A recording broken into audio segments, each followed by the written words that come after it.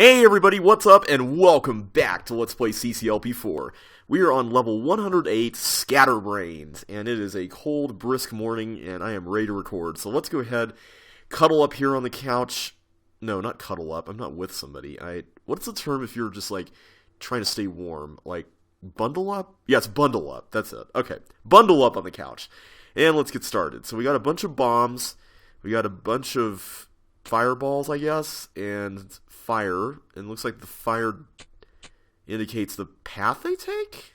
It's kind of looking like what this is. Yeah, there's another one there.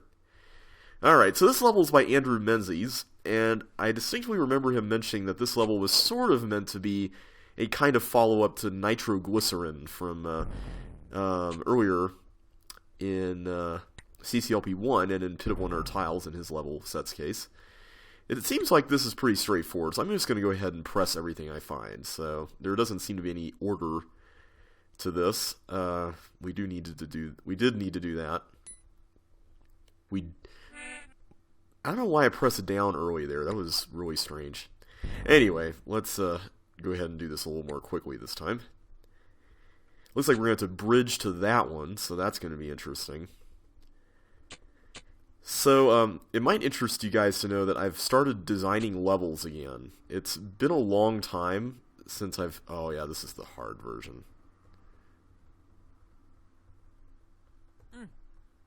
Hang on.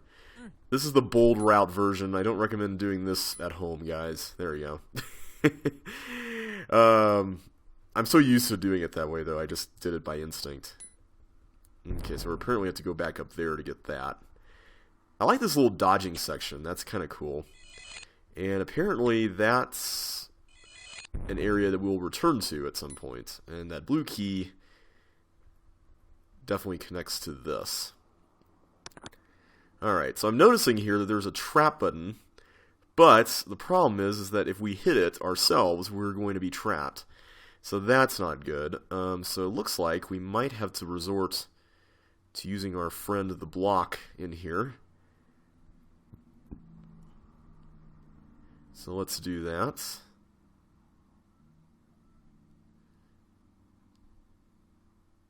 I'm just trying to be careful here. If I push it up, then we're pretty much toast, so I need to do it that way. Alright, so we need to go here. Okay, good. There we go. That was a really cool puzzle. I liked that. Alright, so that's going to blow up the thing that the bomb that allows us to get that key over there. I forgot how much fun this level is. It's one of those levels, like, I know it exists, but it's hard to remember it, because there's a lot of things in it. And there's a lot of different things that, whoops, I need to blow up a bomb there too. There's a lot of different things that make it what it is. There's not like just that one distinct thing. But it's cool. Like, I like the fact that it is like that. Alright, I guess I could have pressed that one earlier. I think that was one that was available to us earlier.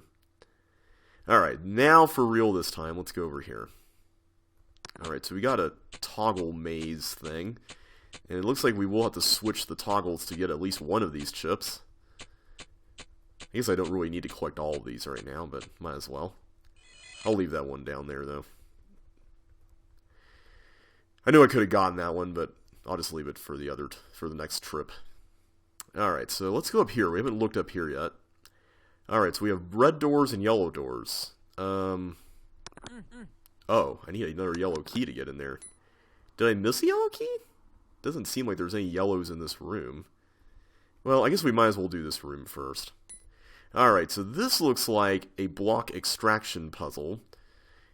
And I can see already we're going to have to be really careful about what doors we open up here. So let's be mindful of that. It looks like these all have the same items, so we'll go ahead and just bridge to these. So we get one more block here, which is nice.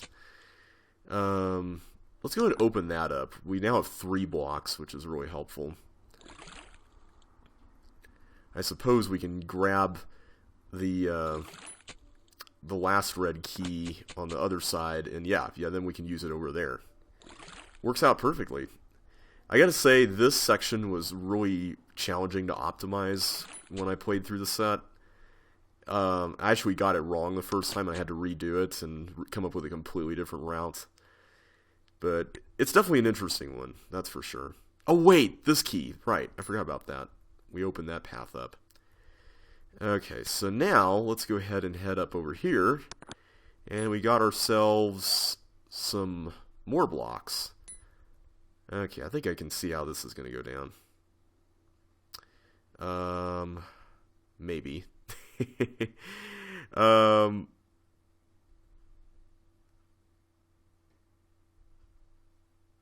So we can get that over there. Oh, I see how you do it. Okay. So we can do this like that, and then create a nail, and then grab this guy. There we go. Almost forgot how it worked. Okay. And this will allow us to get to that last trap button there. So what does that open up? Let's find out. I forgot. The nice thing is that those fire paths really outline that really well. It's one thing I like about Andrew's designs. Oh, this is the teleport. Is that he really takes the time to ensure little details like that are covered. Alright, so now those are blown up. So what were those teeth covering up? Ah, a toggle button. We were looking for that. Okay, so we're going to have to go through the force floor dealy again. There we go. Alright, so now the toggles are flipped. We can get both of these. Another fun part about optimizing this is figuring out what to get on the toggle maze, because you can end up with a lot of variable outcomes for that pretty much dictate what position you're in by the time you get into the this room over here, the one with the ball, since that involves a specific element of timing. So that was a really cool level. I had forgotten how much I enjoyed that one. That was really neat. Alright, so moving on to a level I made called Schmozzle.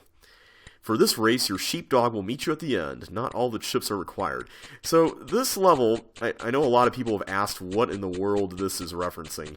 There's this event in New Zealand, I believe it is, called a Schmozzle, in which a sheepdog and a sheepdog owner race to like a goal. And it's basically like a giant obstacle course, is the best way I can describe it. But usually the dog races with the human. Like, it's not, either or. It's, but in this case, I couldn't really find a way to get a teeth monster to race with you, so, that wouldn't have really worked out really well, so. Oh, timing there ended up going pretty well. Okay, so this section's the last bit. And so now, the teeth represents our sheepdog, and he's gonna, oop, the clock is ticking. There you go, he's going to hold that down for us. Originally there were blobs in this last room, but it was possible to gain like another second with some extreme luck in which the blob pressed the trap button, but I was like, no, I don't want to leave open the possibility in an official set. So anyway, that was I made that level for, I think it was a create competition actually, in which you had to make a level that was solvable in under a minute. And yeah, I think that was all it was. I didn't really like it very much because I pretty much ripped off a bunch of levels on the way. Like Corral was an obvious one. Maze Maker, or no, Maze... Was it Maze Maker, I think was the name of it? It was from... Both of them were from Pit of 100 Tiles. In the very bottom area. But I think it ended up working out well for like a time-sensitive level. It's just not one that I was really proud of, but apparently a lot of people liked it, so I guess that's good.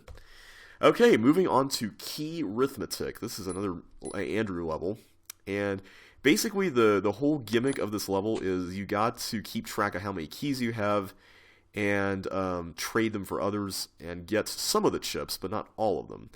And this is actually a lot trickier than it may sound at first. I'm going to go ahead and get all these because, we're not losing anything by doing that.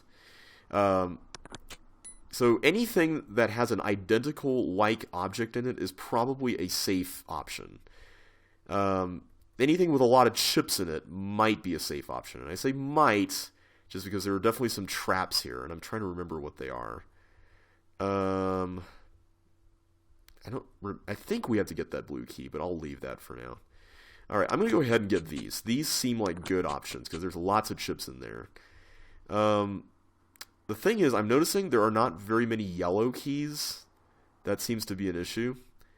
So let's see what yellow keys we can get. I don't see anything readily available there, but over here we do get one. Okay, that could be good. And I think there's one over here. Maybe? Yes, there's one over here. So we get 2 yellow keys.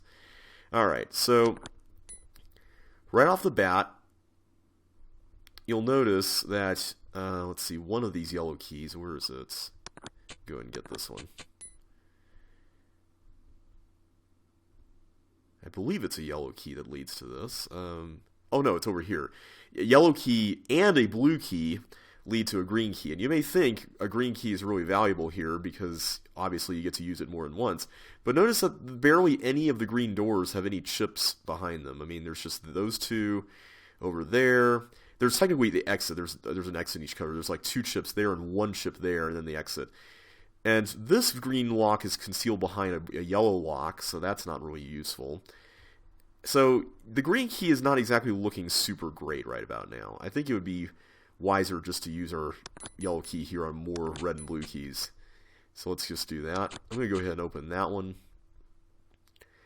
So that's kind of the central crux of the level, if you want to call it that. Go ahead and use that. So I don't know how many keys we have left. I haven't really been counting even, despite the name of the level. Ah, we're out of red or blue keys. Alright, I guess we'll go ahead and do that. There's 5 right there, so let's go ahead and do these. And we still have 1 red key left that we can use to get to the exit, so that ended up working out perfectly. I'm not sure, the staff decided to make this level untimed. I'm not really sure it needed to be untimed, but I could see why it was chosen as an untimed level, so I'm not really complaining about it too much. But overall, definitely a level that I would have enjoyed seeing in CCLP1 again, but certainly a good candidate for this set too. Okay, so Water Bottle. This is level 111, and it was created by Marcus O, one of my favorite designers. And this is, you may think this is sort of like same game, because it kind of has this iterative structure in which you have the same thing, but then you kind of have to change things up a little bit when you get toward the end, specifically right over here. But I don't really think it is like same game. It's definitely its own animal in a lot of respects. And I think I just ruined that, yeah. Because I have to use that on the right side. It's not that difficult. In fact, this is yet another level I wish was in CCLP1, because it's relatively simple. Once you figure out, oh yeah, I need to make sure this goes here and this goes here, then it all comes together. But, yeah, it's a pretty cool level. I like it a lot. Okay, so here, this is where things get interesting. We need to use 2 of the blocks up there, right? So, what we're going to do is we're going to go over here, right? And then we're going to put that down there. I guess we could have put this up like that earlier to create the... Why did I think that was going to work? No, really, why did I think that was going to work? Oh, JB, come on, dude. You're talking to yourself again, I know. But, seriously, I feel like we're better than that kind of mistake. Alright, let's try this again. I know that there's... Oh, right, it's pushing the middle one to the left. That was what I was trying to do. Okay, there. That's what you're supposed to do. Not what I was doing a minute ago. I love that ending, though. It's really clever. And the use of the recessed wall is pretty cool. Also, I liked the toggle wall there. I guess that's supposed to be like a bottle cap or something. So, that's pretty neat. Alright, moving on to Triple Mint Slurpee. This is a level by Josh. That was a maze that he made in Josh L 5, I believe. I remember playing it in a Let's Play. I definitely remember that. And it's interesting. It's interesting because it's got this aesthetic of green and cyan. Was this really cyan? It's like a really light cyan with a low color value, or low saturation, I suppose. Yeah, I guess it's sort of like really light blue, so not like super saturated like you would think of when you hear cyan. But anyway, it's interesting because half of the level is this force floor and ice thing, and then the other half of the level is toggle walls, which you can see over there. And these two halves manage to come together almost seamlessly. Like, you don't really have to worry about them bleeding over into each other very much. Like, even in places like that, it works out really well. It's also a beast of a level to optimize. I'll say that. I had a lot of fun doing it, but I was definitely plagued with a lot of doubts over whether or not I had the fastest route, and I'm still doubting it, actually. I'm doubting it less now that someone confirmed, I think it was Jeffrey who confirmed the time, and Ruben actually did a run in Lynx that was equivalent to this route in MS, which I confirmed, so that was pretty fun. Whoops. So anyway, as of this video, I've gotten back into designing levels. It's been a long time since I consistently designed Chips Challenge levels, but talking about it in this Let's Play, and the Let's Play I'm going to be uploading next, which I've already recorded, both of those things inspired me in a lot of ways to pursue level designing again. It's, like I said, it's really weird entering this world after being away for a while and seeing so much change. Because I feel like before I started designing levels, like, seriously, back in 2008, 2009, that era, I feel like a lot of levels were, for the most part, pretty varied as far as quality went. And then there was this whole rush of designers that came along. I feel like Tom Rao was one of them, or Tom Rowe, I'm not sure how you pronounce his name. And then I feel like I don't know if I would say I designed the best stuff, but a lot of it did get into CCLP4, so I guess a lot of people liked it, at least. Looking back at it, I'm not so sure I'm fond of a lot of the designs I made, but I feel like a lot of them inspired people to design certain types of levels, and for better or for worse. I mean, it is what it is, I guess. Oh, there's the last chip. I passed by this earlier. But now, like, ever since then, you know, Let's Playing has become more of a thing among the community. Like, at the time I designed levels, I designed them mainly for, like, serious puzzle play, like, not, you know, casual solving. And now, you know, I feel like a lot of the community has kind of grown up a little bit, and, you know, we now don't have the amount of time that we used to have to play levels like we used to. And it's, let's see, what are we doing here? We need to clone 3 gliders, okay. It's a much different dynamic now. I'll just say that. Like, the whole feel of... Oh, we need to go up here first. There it is. The whole feel of the community has changed now. Like, we now have a Discord server. A lot of people are older now. You know, I mean, there's always a varied age range when it came to Chips Challenge, but I feel like there's more of a growing realization as the game, the original game especially, is kind of... Oh, come on. I thought maybe I could make that. The original game is kind of... is growing farther and farther away from its original release, like the time when we originally played it, you know. I don't know if that makes the most sense, but, you know, the further away you get from something, the less time you spend around it, right? That's, like, the best way I can think of it. So, all that to say, I feel like now most levels are catered to more of a casual audience. And I don't think that's a bad thing. I definitely miss the more heavy puzzle stuff, but I realized recently that there's no shame in designing things that are heavy puzzle stuff, as long as you don't go off the deep end like, you know, some of the levels from CCLP3 did. So that's that balance that I'm really trying to achieve with some of the new levels I'm making. Alright, so before I go on further with that thought, let me just go ahead and summarize where we are right now. This is Half of You, Half of Me by Rakageneru, which is a really cool level. I love this level. And basically what you have to figure out here is that you have to get the teeth to go down where you came from, and you have to switch places effectively, and that is such a cool concept. Sorry, so let's go over here. I'm going to have the teeth come up into this little area here. And then I'm going to go ahead and go down over this way. So now the teeth is going to go back where we were earlier. And now we can get to those chips we saw.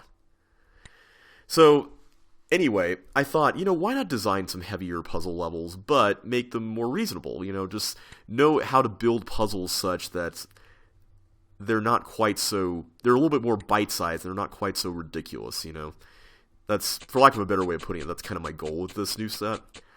And there's definitely still something to be said for variety, of course, but I definitely want to try to go back into designing puzzles, because I feel like that's something that I don't want to say lost sight of, but it's definitely something that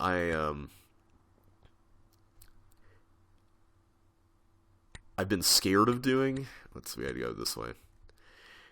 I've been kind of afraid to go back into CCLP4 mode, for lack of a better word. And I know that fear may be a little unfounded, but I think you guys, I don't know, I think you can understand where I'm coming from. If you've seen my CCLP4 Let's Play, you know a lot of the thoughts I have toward a lot of those levels that I made, especially. And they're not all positive. Anyway, moving on to Repugnant Nonsense. This level is designed by Tyler Sontag, and I really enjoy it a lot. It's not my favorites. I feel like some of it is a little long in the tooth, but I do appreciate the non-linearity of it. That's always something I appreciate in levels. And the fact that you can just do any of these sections in whatever order you want is really neat. I do like that. So the ultimate goal here is that we're trying to push 4 blocks into this, or 5 blocks into this area, because one comes from here. And this puzzle is amazing. Okay, check this out. So I have to go in here, right? But I have to make sure I don't get those chips so that the bug can let me out when I get the block out, which is so cool. I love that idea. It's so ingenious. Alright, so now we got the bug going into the bomb. There's probably a less risky way of doing that, which I didn't do, but I figured we'd do it that way. Okay, so now we've got block number 2. So ultimately, we're clogging this up so the Paramecia can go all the way over here to the bomb. Alright, so, I think the third thing I'm going to do, actually, is this section up here, because I don't want to mess this up. So this is a Sokoban type thing. And if I remember correctly, we have to start off by doing something like this, like that, and then we go like that, and then we go like... I guess we could do this one first. No harm in doing that.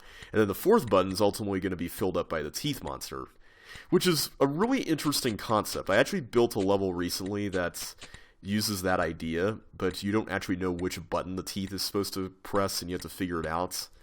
I don't know if it's a good level. It's hard to really know what's a good level and what's not.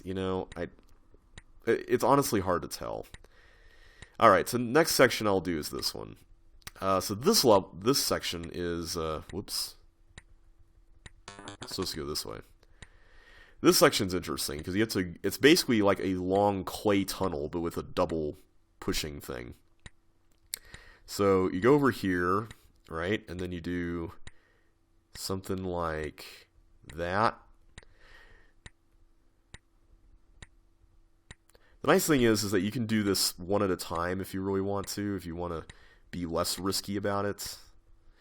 Originally, I think that thief was not there, or I forgot how it was set up originally, but it required a lot more walking around than what I'm doing right now. That was one thing I wasn't quite so fond of in the original level. I didn't really make a big deal out of it, but it wasn't my favorite thing. I know Jeffrey definitely didn't like that very much. So now we've got to go back through here, and we can do that by going there. I guess we could have just used those walls right there. Wait, I was supposed to use those walls right there. I should have done that room first.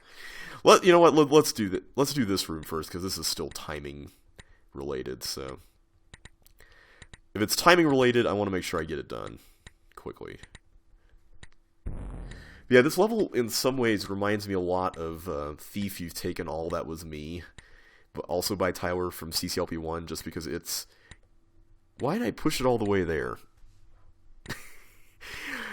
I'm still not good at talking while thinking about what I'm doing, especially with a bunch of things going on like this.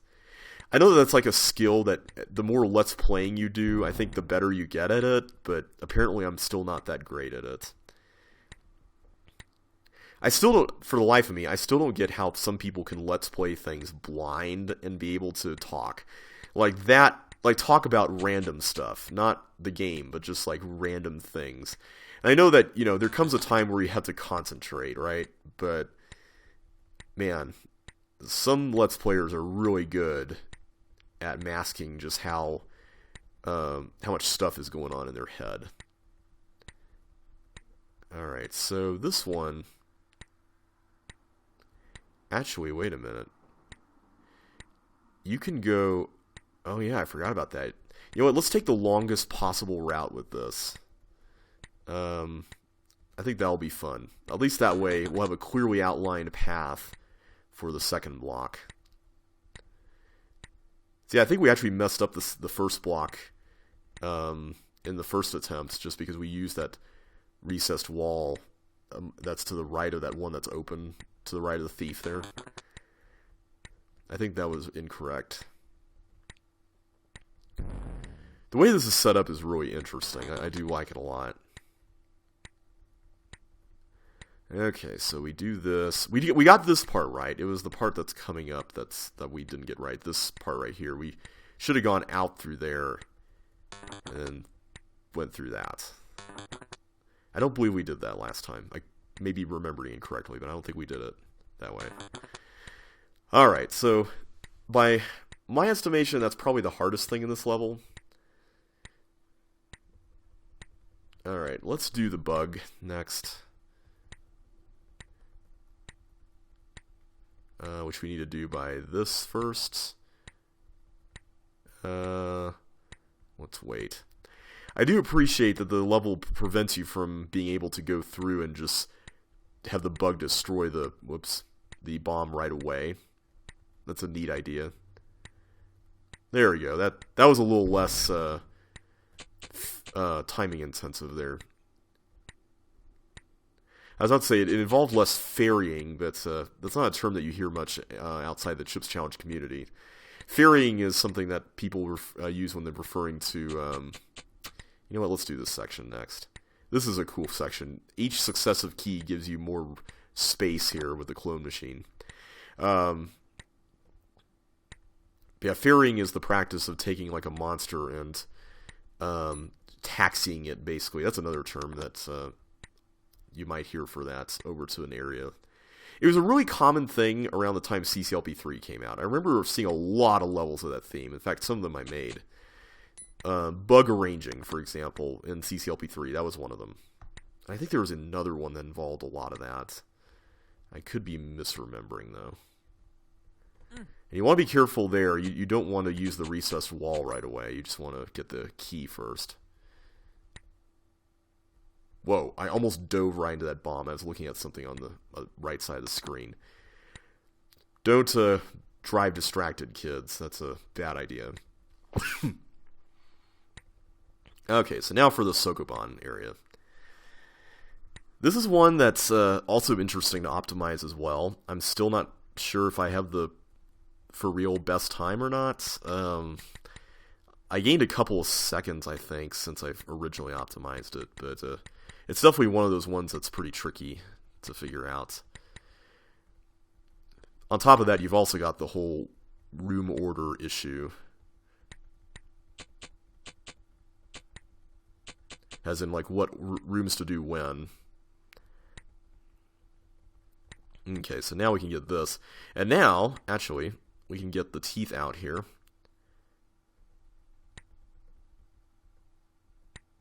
There we go. And he can destroy this bomb for us, which I'll go down here to make that happen. There we go. Okay, so we're almost there. We just need to do this last bit here. Let's hope we don't mess anything up.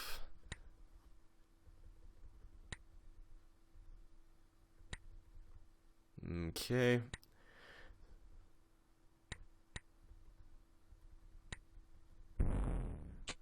Okay, so now we got all the chips. And now,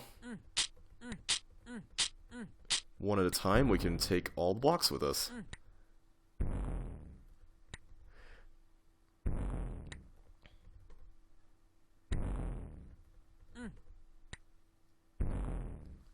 That's not really the exit. You aren't really Chip McCallahan. This is all a dream. Oh yeah? Well, I exited, so there.